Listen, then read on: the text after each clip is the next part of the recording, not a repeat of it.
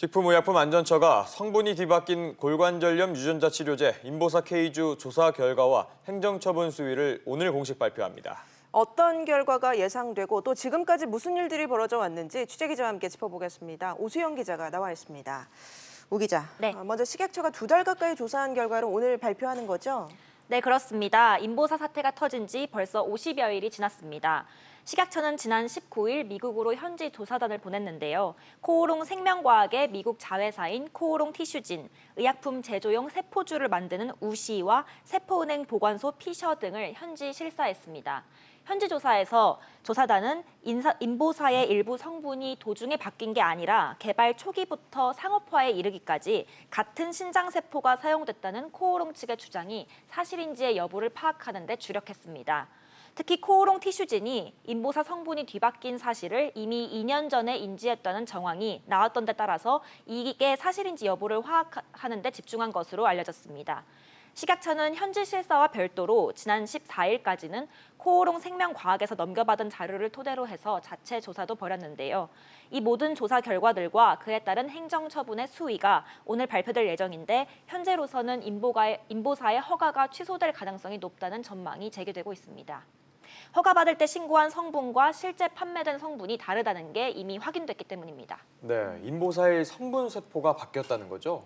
네, 그렇습니다. 그래픽 같이 보시면 지난 3월 말에 코오롱 생명과학이 미국 임상 과정에서 최신 시험을 거친 결과 세포 유래가 원래 알던 연골이 아니라 신장이었다는 사실을 식약처에 최종 보고했습니다. 예. 지난달 1일에는 코오롱 생명과학이 기자간담회를 열고 세포 이름만 잘못 지었을 뿐 중간에 세포가 바뀐 적은 없기 때문에 안전이나 유효성에는 문제가 없다고 해명했습니다. 지난달 11일에도 경영진이 브리핑 자리를 갖고 수차례 임상시험을 거쳤고 11년간 3,500여 명이 주사를 맞았지만 종양 등 부작용이 보고된 적이 없다고 강조했습니다.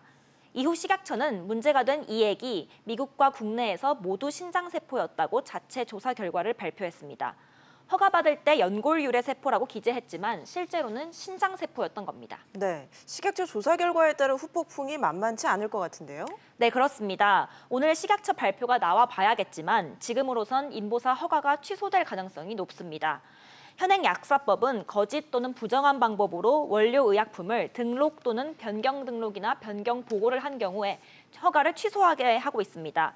인보사 허가 취소가 확정되면 후폭풍이 클 텐데요.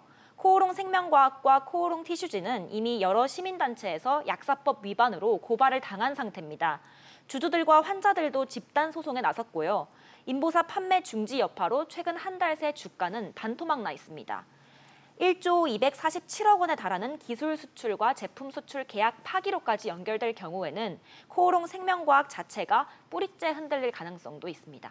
당장 일부 환자들은 오늘 소송을 제기한다면서요? 네, 그렇습니다. 국내에서 인보사 주사를 맞은 환자 중에서 소송 서류가 완비된 244명이 오늘 서울중앙지방법원에 공동소송 소장을 접수합니다. 예. 소송 가액은 위자료와 주사제 가격 등을 고려해서 총 25억 원으로 정해졌습니다. 인보사는 건강보험이 적용되지 않기 때문에 환자당 1회 주사 비용이 700만 원이었는데요.